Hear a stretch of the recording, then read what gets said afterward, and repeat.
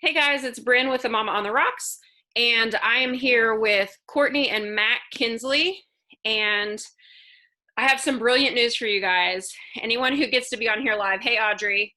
Oh girl, look at that shirt. She is representing, I'm so proud. My mom is on here, and she is the face that's not moving. I'm hoping she can hear me. We are really trying to sort out technology. Welcome to 2020, Rita Karen. So we are here with Matt and Courtney, and we're going to talk today. I'm so excited because I only have experience teaching high school, and little kids are like my kryptonite. I can't deal with it. I barely like my own, much less other people's. And so, but I will tell you, I have known Courtney basically since the womb, and since we were little, she has wanted to teach little kids. So thank goodness she followed that path. And I wish if I had lived in our hometown, my kids would have had her as a teacher. I would have done everything I had to do. So they're going to I'm going to let them introduce themselves a little bit more in their just kind of career path and why they like teaching and stuff. But I'm excited to talk about differentiating because it has been a battle in the Berger household with online schooling and with, we road schooled for 2 years with subjects that our extreme child just doesn't like. And so we're going to kind of talk about those things. And if the memory strikes me, I might just throw out some fun tidbits about Courtney when I think of them. So, Gary, you're welcome. Mom, you're there. Hey, Dad, in the background. Cheers. Cheers. All right. So you guys have like combined teaching experience of I'm pretty sure 104 years. Well, yeah. So tell us how long you've taught, what grades you've taught, and why you like teaching tiny humans. This is my 16th year teaching overall, my second year in kindergarten, and then my previous 14 years were in first grade. Ugh. So, like Brent said, since I could talk, teaching is what I wanted to do. I just enjoy it. I like little kids. They're fun. They like you even when you're telling them they're doing something they're not supposed to. So I feel like you should meet my son. That will change that tune real quick. Well, it's different when it's your kid. That's what I'm telling my parents right now, that don't worry, the struggles you're facing in your house, the Kinsleys are facing in our house too. Just because we're teachers doesn't mean we are exempt from the whiny child not wanting to do their schoolwork. Sure. And how about you, Matt? You've taught a little bit longer than Courtney, is that right? Yeah, just 1 year. So this is my 17th year teaching. I had 3 years in third grade, and then I moved to kindergarten. So 14 years in kindergarten. I've done some preschool also. So when I was in college, and then even my first few years of teaching, I'd do like spring break, summers in preschool.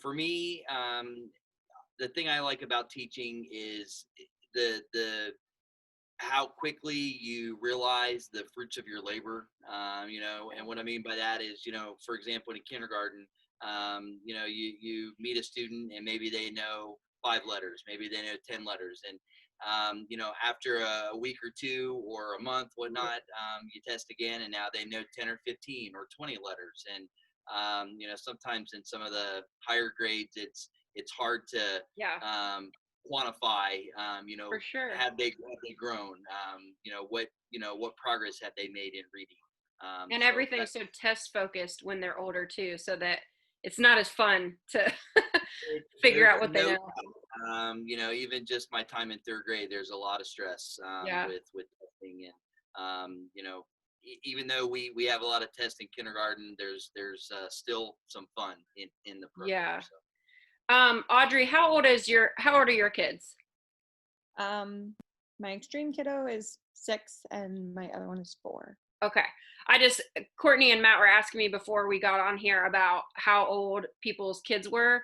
April's about to join us too. Let me let her in. April, when you jump on here, will you just tell me, even if you're not going to do your camera, there you are. Tell me how old your kids are. It says you're connecting to, okay. How old are your kids, April? I have one child and he is 6.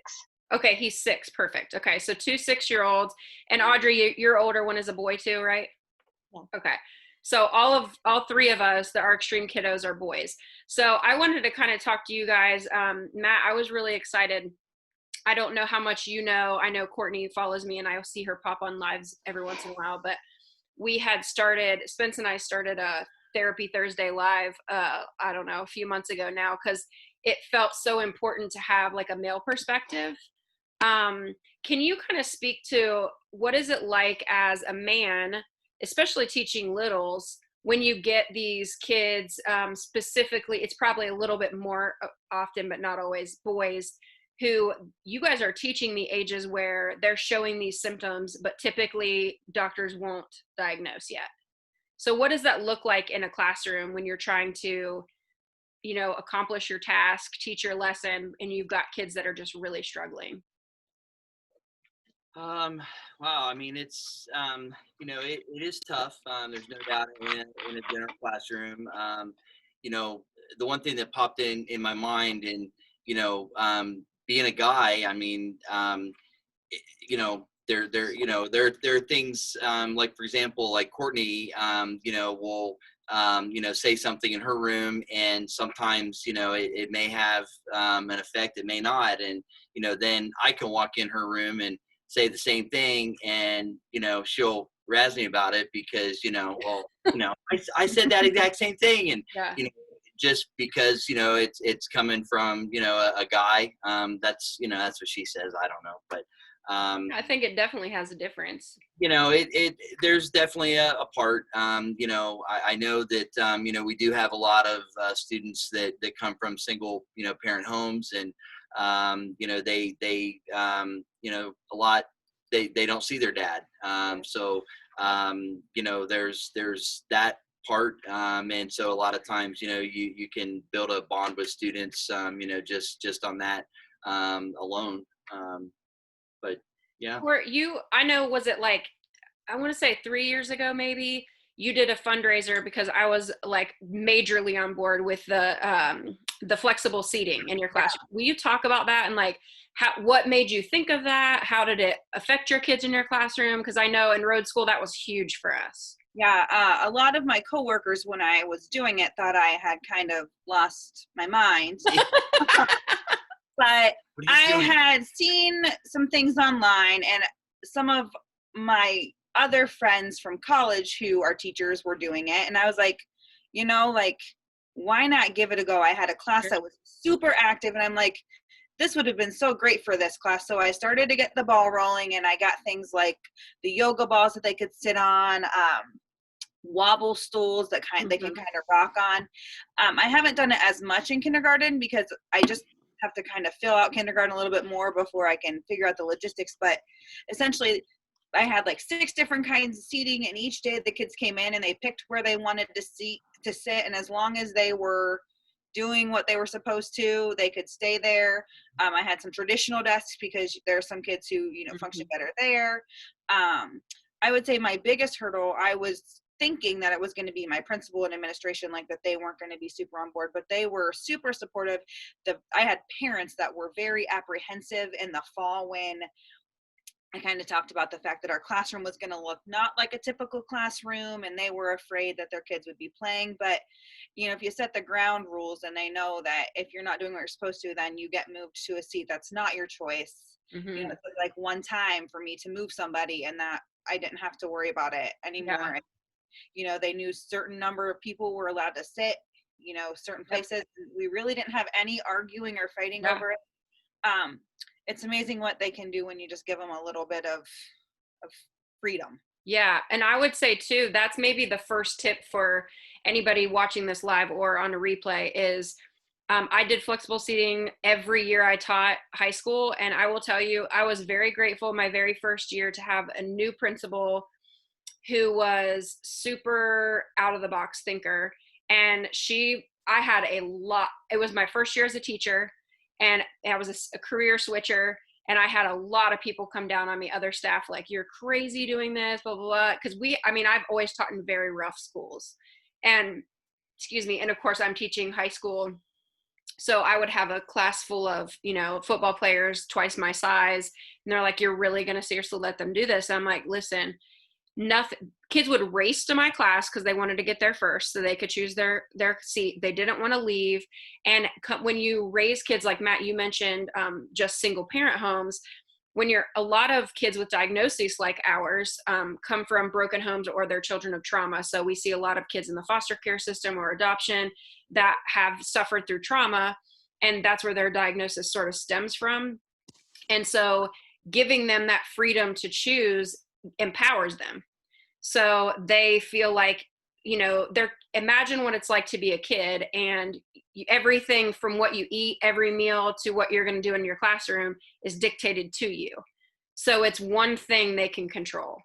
And especially when you have kids who feel wildly out of control mentally or physically in their own bodies, that's something that they can say, when I go to Miss Kinsley's room, I get to sit on the green wobble stool or whatever. And so those little things, and then those are big time motivators for kids like ours. But I think you said it really well, Courtney, in that you have to have boundaries set in place beforehand. You can't move backwards. So you can't start being the cool teacher and then try to add on rules later. Like, that ain't working out. I think for a lot of us parents who are teaching from home right now, and it's not been our choice, we probably started off with a lot of rules and schedules and color coded things. And now we're like, you want fruit snacks for breakfast? Go for it. Like, just leave me alone. So talk to us a little bit about, I know April, was it you that posted the picture of the vertical writing? Yes, it was. Okay, so I had posted a tip, I don't know, last week or 2 weeks ago about different things for writing, because a lot of our kids, especially when they have sensory issues, they have trouble with dexterity, holding a pencil. And so then they hate writing because they think they're not good at it. And so they tend to just be like, well, I'm not doing that. So talk to us a little bit about maybe some tips to get our kids that dislike writing or reading, maybe to re-engage them, since you're dealing with kids that they would be in your classes, mostly 6-year-olds. My son's about to turn 9, so he's a little bit older, but can you kind of talk about that a little bit? I mean, a lot of times when we have kids who have kind of, even in kindergarten or first grade, like checked out, like, I don't like this is not what I want to do, you really have to find what interests them and try to find reading materials that interest them. Or, sometimes it's even as simple as car-shaped crayons, or, a pencil with like a pet cars or trucks or dinosaurs on it. And if they work for you, then they can do that. A lot of times it's just kind of a give and take. And every kid's different. So like one kid, will be perfectly happy working to, use the dinosaur pencil, where one kid, could care less. And you just have to keep trial and error. And sometimes things works for a month, and then, the novelty of it wears off, and you have to, reinvent the wheel and go back at it again. Yes. True or false, Garfield still has the 25-cent pencil dispenser in the office that was worth everything I ever earned? True. Yes. Yes, it does. A lot of times we get nickels stuck in there. Or there are fights because Johnny has brought 50 cents and gives Tommy a pencil, but not Matt a pencil. And so, the joys of it all. It's called, that's when you teach a lesson about recognizing your coins, people. Yes. Also, I feel like, Mom, can you hear me, Mom? Okay, your audio isn't connected. Just shake your head. Okay, good. So I remember distinctly, and I'm telling you right now, Courtney can attest to this, Miss Kaiser 100% hated my guts and made me stand on the wall at recess because I didn't do my workbook pages, which then my mother made me sit at our Snoopy table for what felt like hours to catch up on those worksheets, which was totally ridiculous. And so can we use that as a transition to talk about what happens when we have a kid who hates a subject and or gets behind in something? So how can we talk about, like, how can you help parents? Like today I found out, I actually got a text from my son's teacher that said, hey, it says he's missing 5 assignments in writing and he has a D-. And I said, skirt, no ma'am. And what it ended up being was 3 of the assignments he had done in front of my own eyeballs, but he had not logged on first. Well, for kids like ours, forgetting a step like that is very common. So can you talk to us about that? Like, what do we do in instances like that? And I think that the situation we're in right now, like even parents of kiddos who don't have extreme behaviors are struggling with that. Like, you know, the kids aren't seeing that they're actually in school because they're at home and it's with mom and dad. And so one thing we've been just telling our parents is like, pick, you know, the big things. Like if there's 10 things, don't make them do all 10. Like pick the one or two that you think are most important for them and focus on those. And then you just kind of gradually can add in more things. We have a lot of parents right now who are just finding out they're going back to work next week and they're starting to panic about when they're going to get the work done. Yeah. But they always kind of just seem to catch up. But if you do too much, then they shut down. Yeah. So little bit is what we always find works best. I mean, even for our daughter, you know, she doesn't love sitting at the counter for an hour doing her schoolwork. So does schoolwork and then she has a snack, or she goes and plays and then we bring her back, and just kind of giving breaks in between usually helps too, because then they can refocus and release some of that pent up energy from sitting still for so long. When you guys are May I ask a question? Oh, Sure. yeah. Okay, when you give them their breaks, because I know they're well deserved, my son a lot of times does not want to go back to it. How do you get them to go back to it?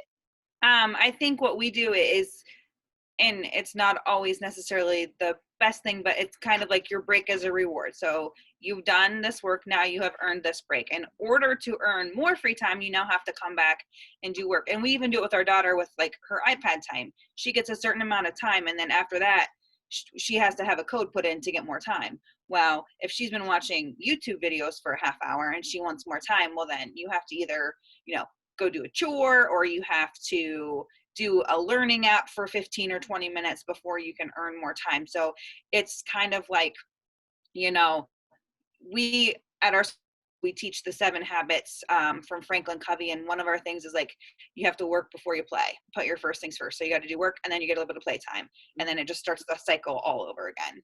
And I would say too, to that, April, and this has worked, this both in with our extreme child, our neurotypical daughter who just turned 4, and my high schoolers, is to make it something you build on. So typically any kid that, I would say young kids, most of them, whether they're neurotypical or extreme, but definitely extreme kids struggle with transition.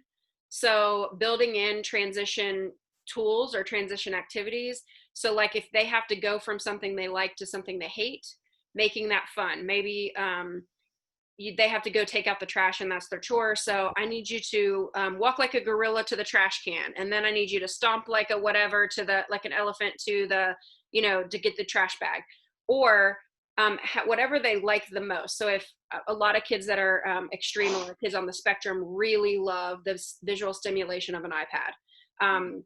We don't do a lot of screen time in our house because typically that ends up in massive eruptions. And so if that's something they really love, that needs to be at the end. So like Court was saying, like, okay, you have to work first and then earn this. But if he gets iPad time in the beginning, he's not going to work till later, go get fruit snacks. He doesn't care about that. He cares about the iPad. So put that at the end and kind of build on it. So, and teaching, there's a thing, I don't know that they teach this anymore, but understanding by design, or UBD. So work backwards. What's your goal? And then work backwards from that. What are the 3 things to get to that goal, or 5 things or whatever? So if, and then like you were talking about, and this kind of goes along with the thing they dislike the most, maybe put that first, have them do the task they like the least first. So that's out of the way. And then be like, you know, maybe put an extra thing in it for them. Like we keep, I've talked about this before, a prize box, that's stuff from like the dollar spot at Target or whatever. And like you were saying, with dinosaur pencils and stuff like that, whatever our kids are into. Or I am famous in my household for hating Play-Doh. It makes me want to throw up. It smells. I don't want to touch it. It's awful in every way. It gets into the crevices of everything. I am anti Play-Doh 100%. My daughter knows that, and she freaking loves it. And my friends who must hate me got her glitter Play-Doh, not just regular Play-Doh, glitter. It is like the two worst things came together and had a baby and formed this spawn of Satan that is glitter Play-Doh. But for her, she knows that glitter Play-Doh is a big freaking deal. So I didn't have to buy that. Like, that's just something that we got as a gift. So thinking of like working that in, and then going back to that flexible seating too. We'll tell Briggs, like, sometimes he eats dinner standing at the table. Sometimes he does his work standing up. Sometimes he does it laying underneath his desk. Sometimes he does it, I mean, I don't give two craps about it as long as you get it done. Amen. So I think working with your teacher too. Can you guys talk a little bit about working with parents? Because I know I taught high schoolers, so that was a little different. If I never had to talk to a parent, it was the best thing ever because parents were a nightmare. But I also don't work with littles. And so, I had kids that if they were acting like buttholes, I could say, excuse me, get your head out of your butt, or I can't talk to you today. And so I don't understand how you guys do it with having to deal with people like me on the other end of the phone. Like, how do you deal with that with people who, you're doing, do IEPs in kindergarten? Is that like a part of what you do? Like, talk about that with parents. Yeah, I mean, IEPs in kindergarten are kind of rare. We see more like speech IEPs coming into kindergarten. But you do sometimes see kids come in with academic goals on their IEPs. But, I think the most important thing for the child to realize is that the parent and the teacher are a team and that they talk to each other, because, like, I have had some kids where, like, they gave their mom or dad a fight for homework the night before, and the parents messaged me and be like, listen, like, the homework wasn't done. And so when they come in my room, I'm like, hey, like, why were you giving your mom such a hard time? And, like, the look on their face is like, yeah, how did you even know that happened? So knowing that the parent and the teacher are a team is a big thing. But I also think when you're talking about like setting the goals, like including the kid and setting up whatever the plan is, they're going to take a lot more ownership in it, unless, if they have a say in it, as opposed to like, if you're like, well, here's what you're going to do. You're going to do this, and then this is the prize you earn, and then you can do this, and this is the prize you earn. Right. And then, having as the teacher, when you also know, like at home, what they're working towards. So, encouraging them, hey, I know that you're, working on, a certain number of positive behavioral days, and then, you're, going to enjoy that bowling on Saturday or whatnot.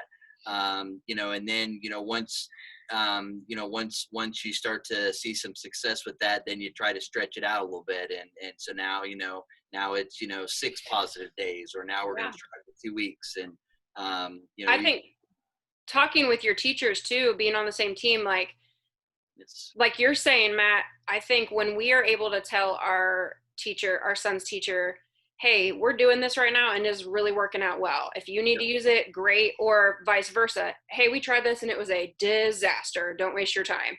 And then using some of the same language, like I write and talk often, about intentional vocabulary. So we don't ever say like, you're bad, because our son actually had a caregiver who was close to them. When he was very young, tell him he was so bad and he was a bad boy, and he would say that to himself, which I'm still traumatized by. But like kids, especially children of trauma and kids who have extreme behaviors, they can tell you themselves all the things that are wrong with them. I don't care how young they are. When my son was 4, he could do that. And so they don't need that extra help.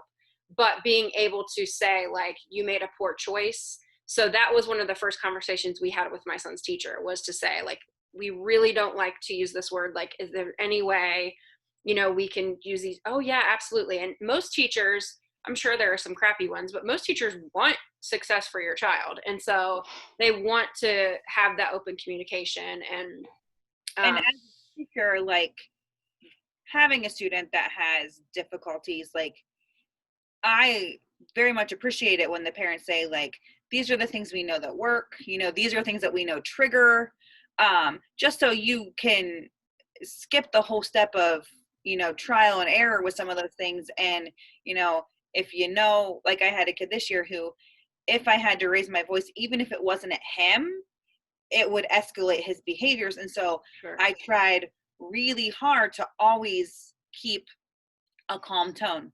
There were times that didn't happen, but then I would have to pull him aside and just reassure him, like, listen, like, I wasn't raising my voice at you. Like, do you need to take a calm down break or whatever? But I think it's just so important for teachers to know as much as they can about their kids coming in the door, so you can just start down a path of success and not have, try to eliminate any bumps in the road that you can. Yeah. Start.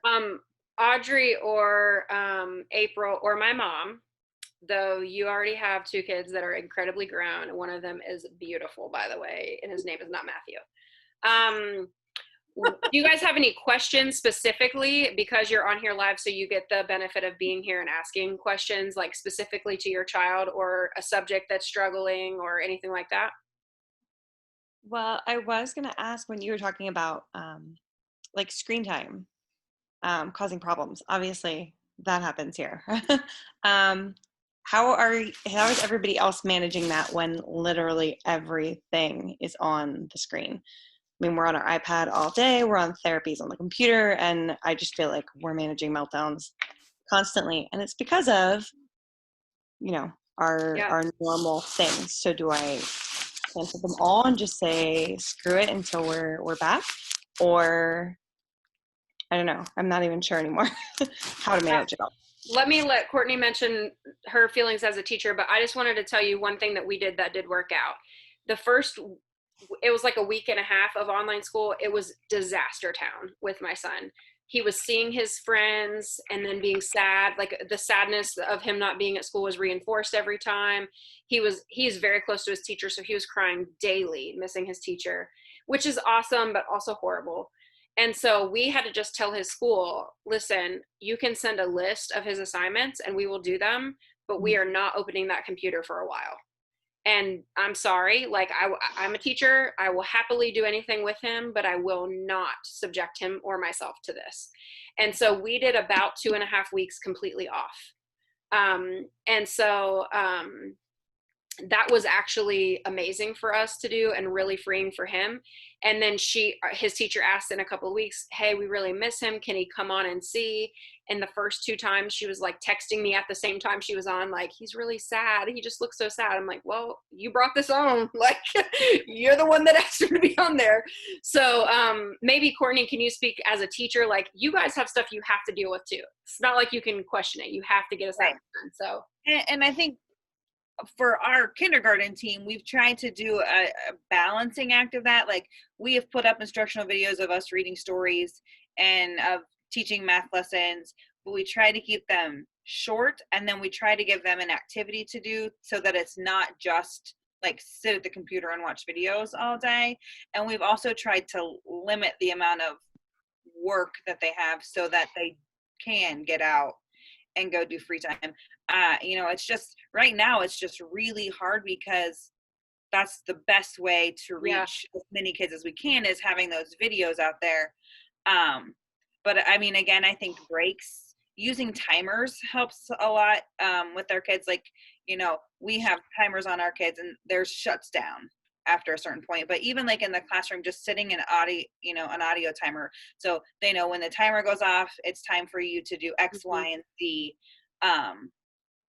I would say too, mix up your devices, Audrey. So like my son knows that come hell or high water, if he does something to my phone, it is certain death. And so, and I stay off my phone. I try to stay off my phone, and that's hard because my business is online. But like, so if he is going to just watch a YouTube, like he does, there's a couple of videos his teachers will post, just, hey, watch this 9-minute video and respond in this way or whatever. And so he'll watch it on my phone so that he's not even thinking about the apps that are on his iPad.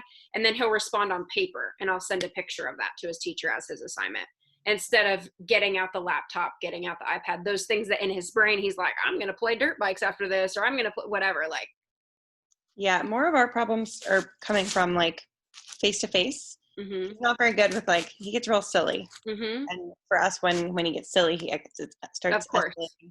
So, we had to buy a brand new computer to manage all of our therapies because our current one, was ready to go. And so he'll be in the middle of like a Zoom session with a therapist and like start having a meltdown where he decides to like throw everything. If there's drinks anywhere, he's like spilling them all over. Yeah. So, Well, Melissa, Melissa Myers Bates, Oh, yeah. she's going to be speaking to you guys the last day of the 29th, the last meeting. She has 4 kids, 2 are extreme.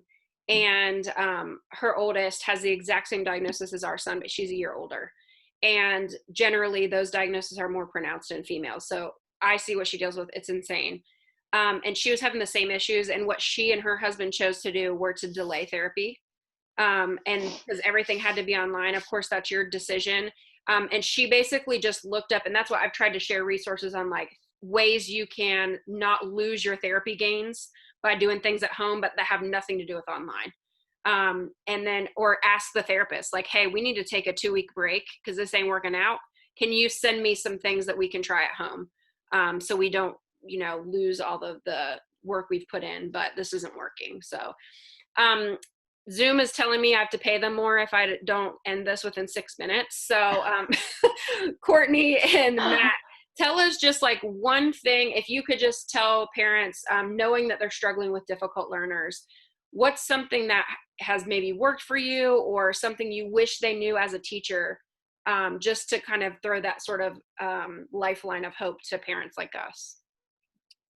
I would say go into the educational journey knowing that your child's teacher has got the best intentions, and let them just know as much as you can about your child, because that's the only way that they're going to really be able to create a learning plan that is going to work for your child. And just constant contact. Like, don't feel like you're ever bothering your child's teacher. I mean, I respond to emails at 10:30 at night because I have parents who are, panicking about something, or their child just mentioned something that happened that day and they're trying to, figure out what they're talking about.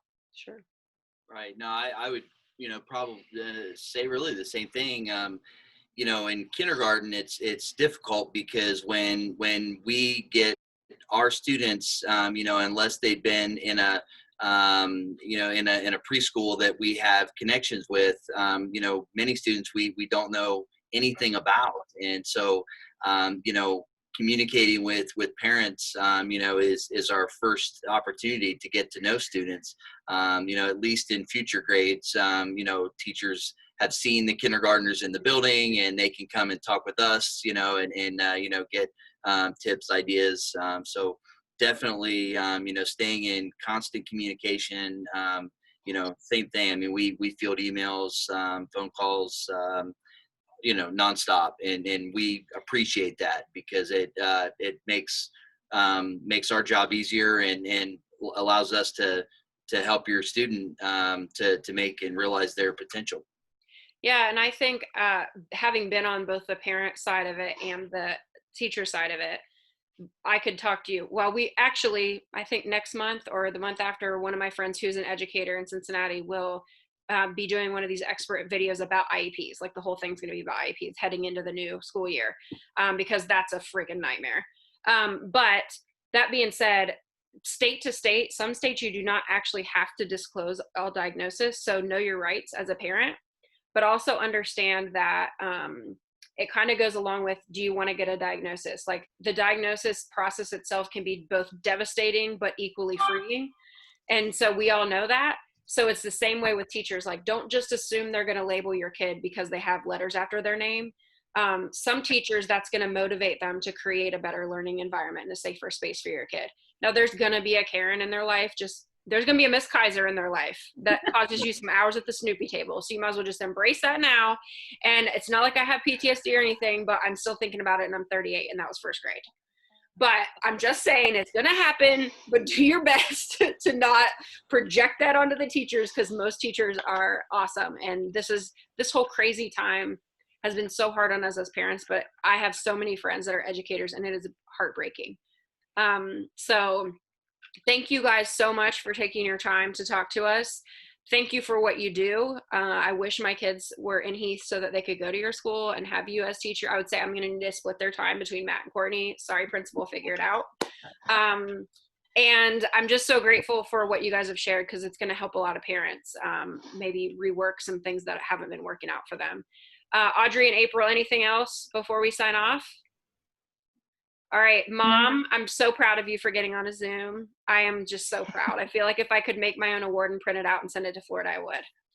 All right, you guys are awesome. Watch the playback if you haven't weren't able to join us live, and tell your friends about the Extreme Parenting community, because it's awesome, if I do say so myself, although I did invent it. So just saying. All right, bye guys. Bye. Bye.